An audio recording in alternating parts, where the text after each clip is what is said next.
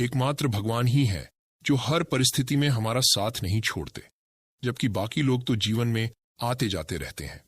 On passive से जुड़ने से पहले हम में से कई लोगों ने अनगिनत कंपनियां बदली, ये सोचकर कि शायद वहां भले ही हमने अपने पैसों का नुकसान सहा हो या असफलता झेली हो, लेकिन सफलता जरूर मिलेगी।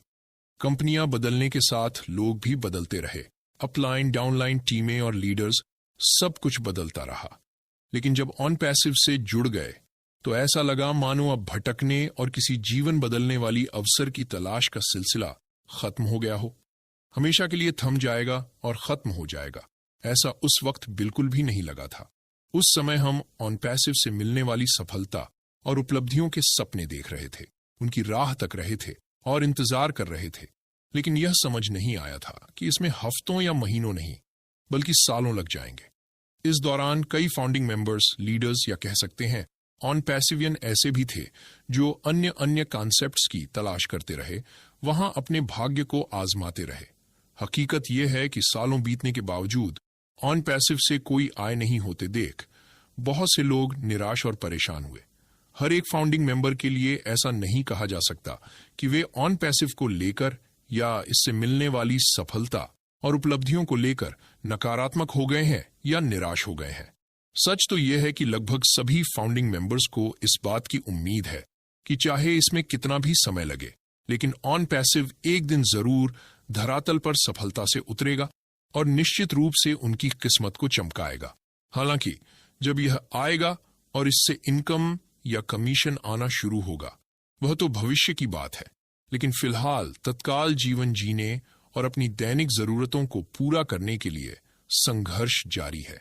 अपने मान और प्रतिष्ठा को कम से कम बरकरार रखने के लिए कुछ न कुछ तो करना ही पड़ेगा, वरना ऐसा न हो कि जब ऑन पैसिव से सफलता और उपलब्धियां मिलने का समय आए तब तक कई फाउंडिंग मेंबर्स वह सब कुछ खो चुके हों जिसे वे बचाने की उम्मीद कर रहे थे।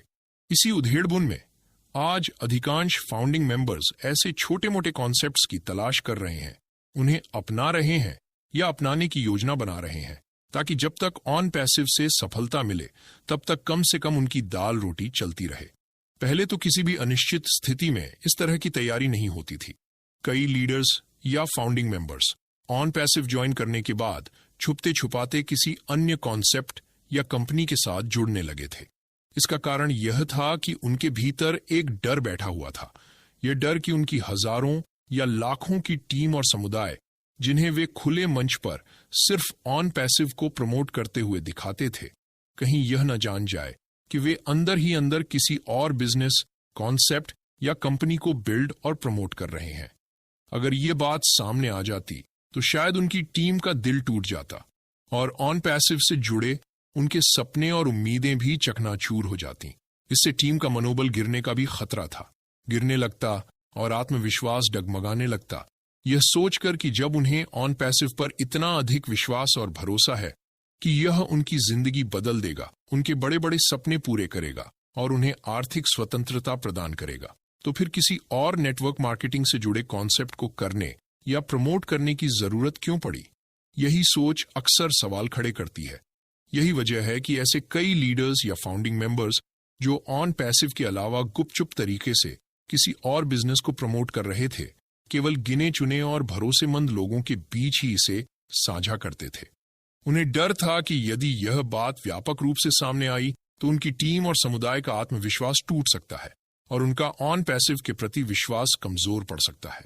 ये सब पहले की बातें थीं, लेकिन अगर आज की परिस्थिति की बात करें तो ऐसा बिल्कुल भी नहीं रह गया है।